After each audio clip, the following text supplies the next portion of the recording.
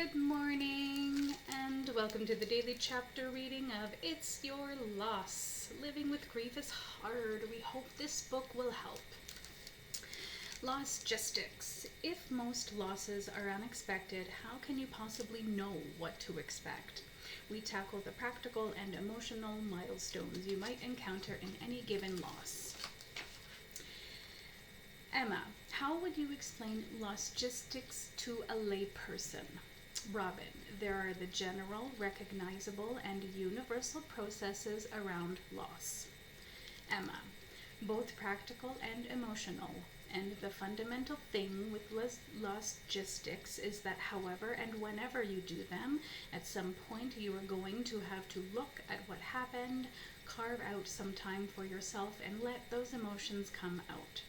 Robin, yes, you either do a grand designs where you live in a caravan, work on your emotional house 24/7 for a few months and get it done in a flurry of activity, or you slowly remodel a holiday home at weekends and bank holidays.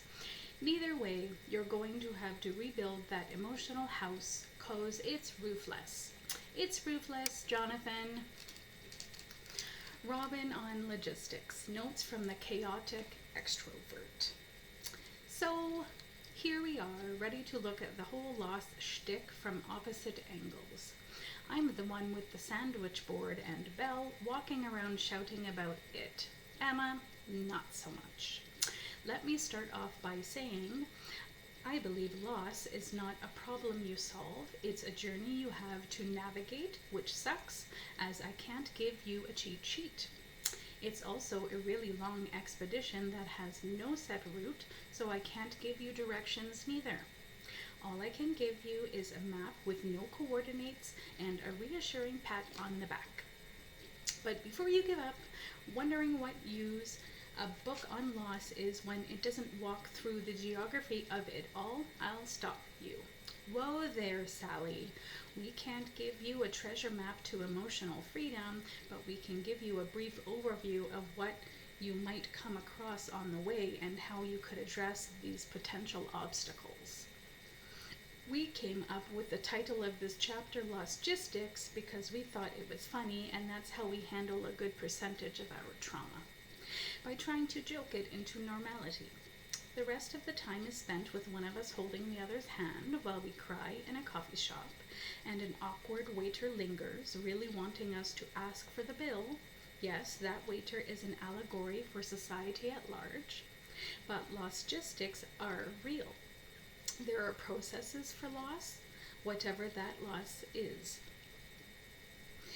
The first ones are reassuringly straightforward. 1. You will lose something. 2. You will be really fucking sad about it. 3. You will have to perform tedious actions like looking for your hat, finding a new job, returning your ex-friend's stuff, or arranging a funeral for your dad. I'll go through the first milestones as best as I can, and then we'll come to the larger and more unwieldy topology of general mid-stage grief, MSG, later. MSG, infinitely less Moorish than its catering counterpart, but just as likely to give you a headache, is going to be long and, to be honest, less possible to produce a checklist for. As I'm all about measurable problem solving, I'm dreading it. Might do it as an acrostic poem to 11 things. 1. You will lose something.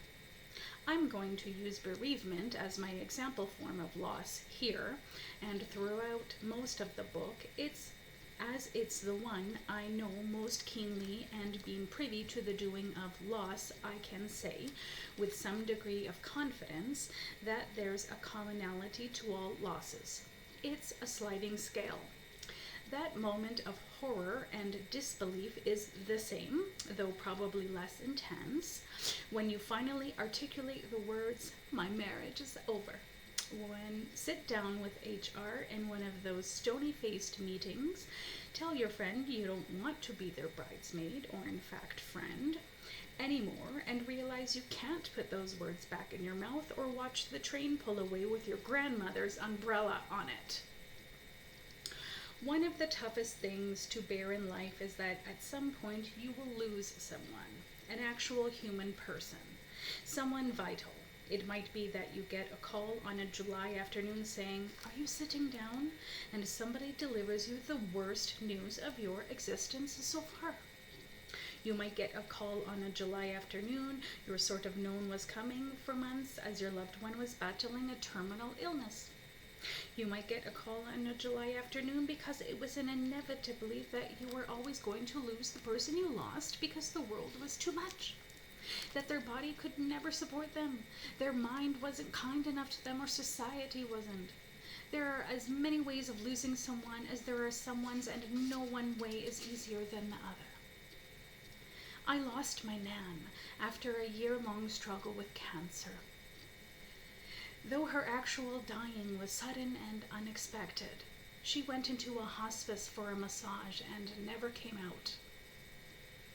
We spent so many years in that place, and by we, I mean between 4 and 15 of us. Everyone was the purest form of themselves. My mom raged. I tried to create schedules to keep everyone under control.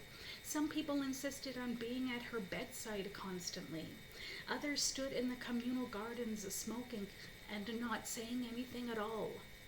My Nan just asked my granddad to help her over and over. It felt like there were 100 of us in there when she went. It was only at the point she was satisfied that everyone important had arrived that she allowed herself to go, and we imploded out of the room in a supernova of nervous energy, or a series of free-floating planets no longer gravitating around our sun. 2. You will be really fucking sad about it. So the initial sad, the pre-funeral sad. I think, if I'm honest, the first few months of sad, at least for me, were not sad at all. They were scared. There is no process the world prepares you for less than death. Apart from, perversely and according to all my reliable sources, motherhood. You will, quite probably, have never seen someone pass away, and when you do, it's a hard thing to compute. It's not like on the television.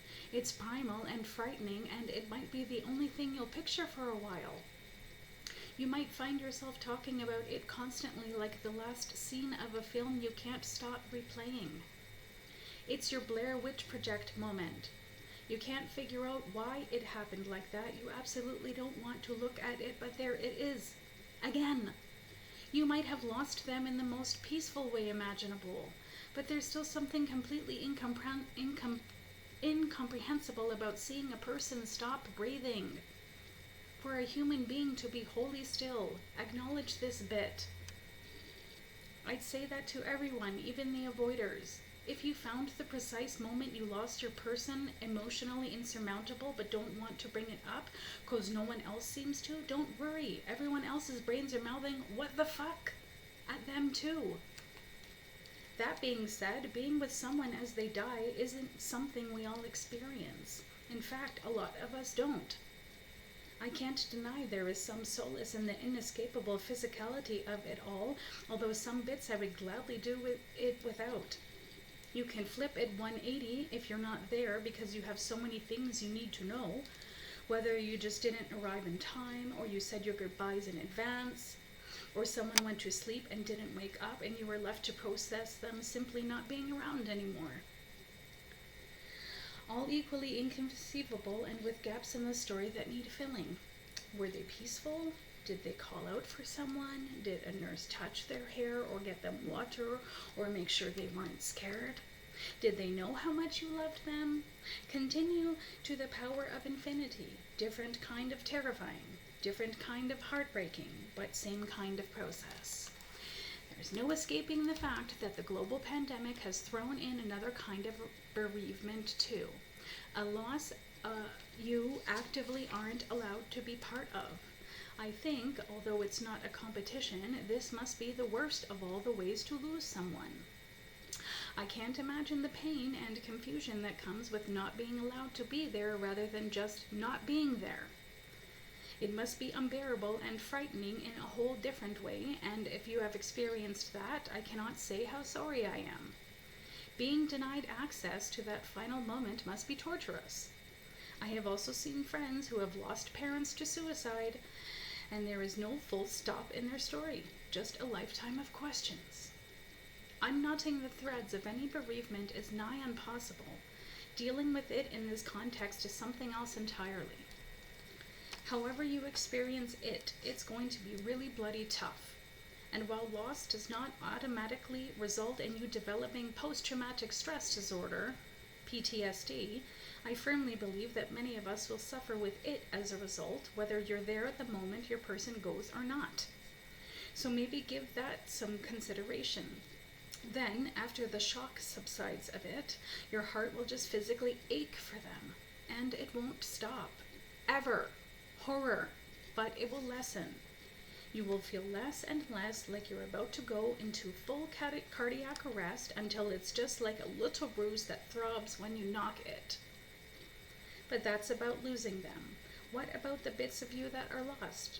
If you're like me, your emotional house was built using scaffolding provided by that person. The way you navigated the world was dictated in imperceptible ways by their impact on you. When you take down the scaffolding of an unfinished house, it shifts and certain points bear down so heavily. You'll worry it'll fall as the creaks become more throaty and cracks spider webs across everything. But if you're lucky, it will settle precariously and painfully until you're ready to start building again. It gets better, I promise. It's just unfortunately a full immersion of sad kind of time.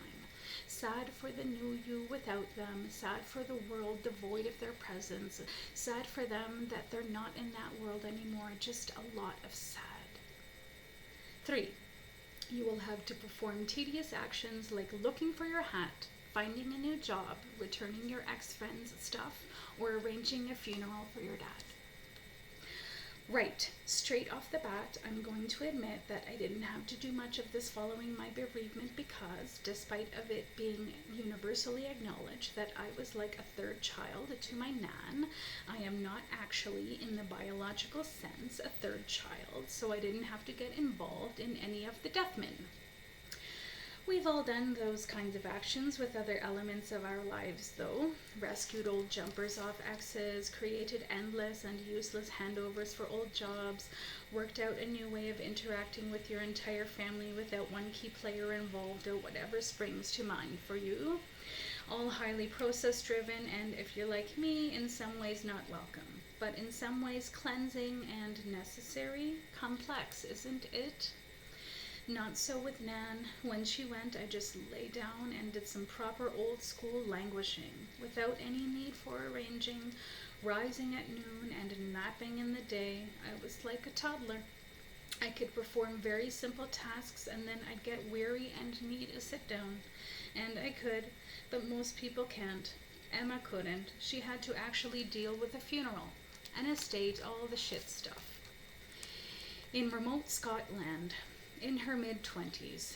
I can't imagine it, and I wish I could burrow into her brain and extract those bits that she found impossible, but she'd be so mad if I did.